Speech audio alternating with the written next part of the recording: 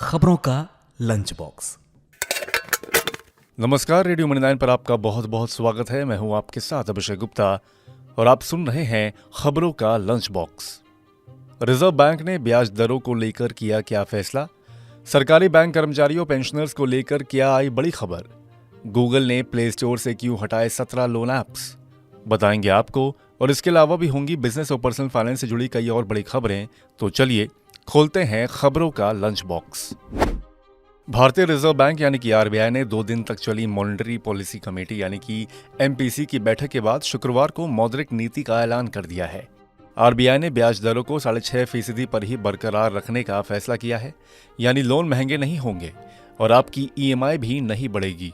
Policy ऐलानों के बाद RBI governor Shashikant Das ने कहा कि महंगाई काबू में आई है, लेकिन काम अभी पूरा नहीं हुआ है। दास ने कहा कि ग्लोबल इकोनॉमी मंदी के संकेत दे रही है।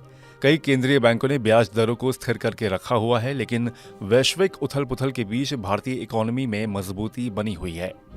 आरबीआई गवर्नर शशिकांत दास ने यूपीआई ट्रांजैक्शन को लेकर भी कई अहम घोषणाएं की हैं। आरबीआई गवर्नर शशिकांत दास ने कहा कि हॉस्पिटल और एजुकेशनल इंस्टीट्यूट्स के हर एक ट्रांजैक्शन के लिए यूपीआई ट्रांजैक्शन लिमिट को 1 लाख से बढ़ाकर 5 लाख किया जा रहा है। इससे शिक्षा और हेल्थ केयर सेक्टर के लिए यूपीआई ट्रांजैक्शन में फायदा मिलेगा। वहीं मॉनेटरी पॉलिसी मीटिंग में रिकरिंग नेचर के पेमेंट के ई मैंडेट में बदलाव करने की सिफारिश की गई है। इसके तहत रिकरिंग ट्रांजैक्शन की यूपीआई लिमिट 1 लाख रुपए प्रति ट्रांजैक्शन तक बढ़ाई जा रही है। ऐसे यूपीआई पेमेंट की सीमा 15,000 रुपए से बढ़ाकर 1 लाख रुपए करने का प्रस्ताव आरबीआई गवर्नर ने किया है। इसके अंतर्गत मुख्य रूप से म्यूचुअल फंड सब्सक्रिप्शन के लिए recurring UPI payment, insurance policy premium और क्रेडिट कार्ड रीपेमेंट्स के लिए यूपीआई की लिमिट बढ़ेगी। भारतीय रिजर्व बैंक ने 5 कोऑपरेटिव बैंकों के खिलाफ नियमों के उल्लंघन के चलते सख्त कार्रवाई की है।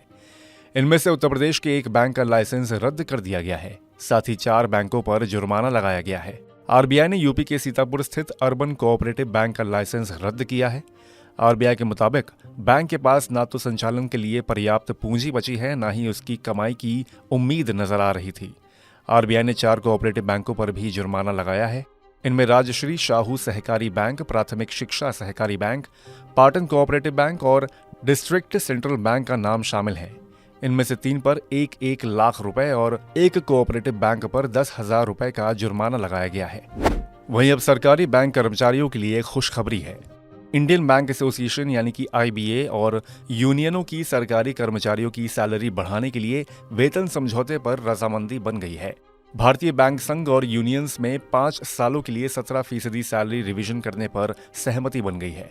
ये वेतन बढ़ोतरी 1 नवंबर 2022 से पेंडिंग थी और इसके लिए एमओयू भी साइन हो गया है।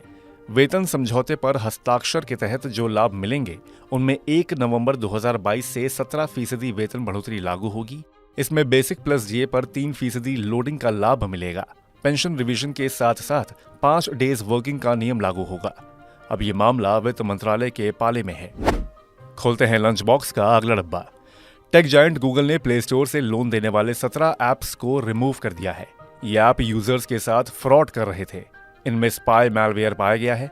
साइबर सिक्योरिटी फर्म ESET की एक रिसर्च रिपोर्ट में पता चला है कि धोखाधड़ी करने वाले कई instant loan apps Android users को टारगेट कर रहे हैं। रिपोर्ट में 18 ऐप की पहचान की गई थी। इनमें से गूगल ने 17 ऐप को हटा दिया है, जबकि एक ऐप के डेवलपर्स ने अपनी पॉलिसी को गूगल के नॉर्म्स के अनुसार बदल लिया है। इस वजह से उसे प्ले स्टोर से नहीं हटाया गया।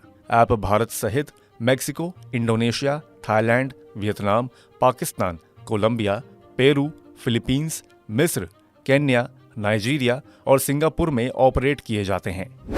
सरकार ने गुरुवार को सभी चीनी मिलों और डिस्टिलरी को निर्देश दिया कि वे एथनॉल उत्पादन के लिए गन्ने के रस का इस्तेमाल न करें, ताकि घरेलू खपत के लिए चीनी की पर्याप्त आपूर्ति सुनिश्चित की जा सके और कीमतों को नियंत्रण में रखा जा सके। हालांकि खाद्य मंत्रालय ने सभी चीनी मिलों और डिस्टिलरी के प्रबंध निदेशकों और मुख्य कार्यकारी अधिकारियों को लिखे एक पत्र में कहा है कि बी हैवी शीरे से ऑल मार्केटिंग कंपनीज को एथनॉल की आपूर्ति जारी रहेगी। इसके साथ हम लोग आ गए हैं लंच बॉक्स के आखिरी डब्बे में। मारुति सुजुकी, टाटा मोटर्स, महिंद्रा जैसी तमाम ऑटोमोबाइल कंपनियों के बाद अब ह्यूंडई मोटर इंडिया लिमिटेड ने भी अपनी सभी गाड़ियों के दाम बढ़ाने का ऐलान किया है। बढ़ी हुई कीमतें 1 जनवरी 2024 से लागू होंगी। हालांकि अभी किसी भी कंपनी ने कीमतों में वाहनों की कीमतों में बढ़ोतरी के स्केल की जानकारी नहीं दी है। लेकिन कीमतें कारों के मॉडल के अलग अलग वेरिएंट के अनुसार बढ़ाई जाएंगी। वैसे आपको बता दें कि हर बार साल के आखिर में लगभग सभी कार कंपनियां नए साल से अपनी गाड़ियों के दाम बढ़ाने का ऐलान करती हैं। तो इसी के साथ बंद करते हैं खबरों के लंच बॉक्स को। उम्मीद है कि इसमें पेश की गई खबरें आपको पसंद आई होंगी। अगर ऐसा है तो हमें कमेंट करके जरूर बताएं। बाकी बिजनेस और पर्सनल फाइनेंस से जुड़ी और खबरों के लिए सुनते रहिए रेडियो मनी 9 और डाउनलोड कर लीजिए हमारे मनी 9 ऐप को। हमेशा की तरह मैं हूं आपके साथ अभिषेक गुप्ता। अभी लेता हूं विदा। धन्यवाद।